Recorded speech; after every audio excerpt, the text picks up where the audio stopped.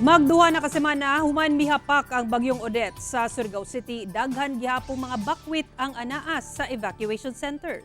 Ani report ni Argil Relator. Inay sa lamesa, sa salug na lang gibutang sa pamilyang Monteros ang ilang mga pagkaon nga gipatung-an og kandila nga nagsilbing ilang suga.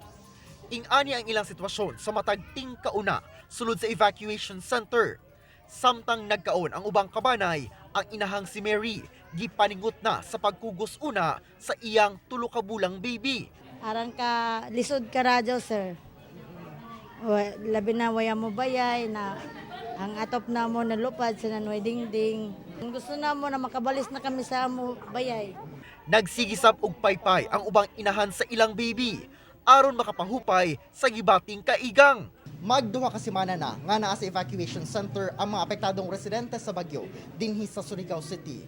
Dinhi sa usa ka eskwelahan nga gihimong evacuation site, anaa sa 8 hangtod 15 ka mga magpanay ang naasulod ining usa ka classroom. Og bugtong siga gikan sa mga kandila og flashlight lamang ang mohatag nila og kahayag sa matag gabii. Usa ka adlaw una naglandfall ang bagyong Odette. Nakahikling na matud pa kining si Tatay Julito sa evacuation center. Apan wala niya damha ang iyang balay nga gibiyaan, nahanaw na dihang iyang gibalikan. Usa ka folding bed sulod sa classroom na lang ang nahimo niyang pinuy-anan sulod na sa halos 2 ka semana. Sanglit wala siya igong pondo, naghulat pa siya sa ayudang ihatag gikan sa gobyerno. Gusto namin bumalik talaga. Kaso lang wala na kami wala kang mga pera, walang trabaho. Ganito. So, tiis-tiis na lang kayo? STS na lang po. Samtang nagkadugay sa evacuation center, nagkadaghan kuno ang problema sa evacuees sama sa kakulangon sa supply sa tubig. Busa na nawagan na sila og mga materyales sama sa kahoy, plywood ug pang-atop aron makatukod balik sa ilang balay. Kasi mahirap dito, iba yung sa tirahan namin kaysa dito sa siksikan. Kahit sabihin natin araw-araw sila magbigay ng ayuda, iba talaga yung sa sarili nating bahay. Sa tala sa barangay San Juan, ana sa kapin 300 kabanay, kansang balay, pulos dili na gayud mapuslan ang nagtiner sa evacuation center. Ana sa kapin 40 ang evacuation centers sa syudad.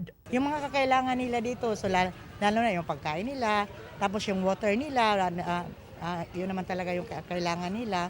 Tapos mayroon naman dito yung yung city government, nagbigay naman ng mga food packs. Parayon ang taging sa Surigao LGU sa mga apektadong residente alang sa nakatakdang paghatag og cash assistance gikan sa DSWD. As long pong may dumadating na mga donation sa aming City Hall, agad-agad po namin talaga itong dinidistribute sa mga barangay. Until maka-repair ng mga bubong ang mga residente, tingin ko po talaga mananatili po sila sa evacuation. Kauban si Jojo Solarte sa kamera. Ako si Argil Relator para sa One Mindanao.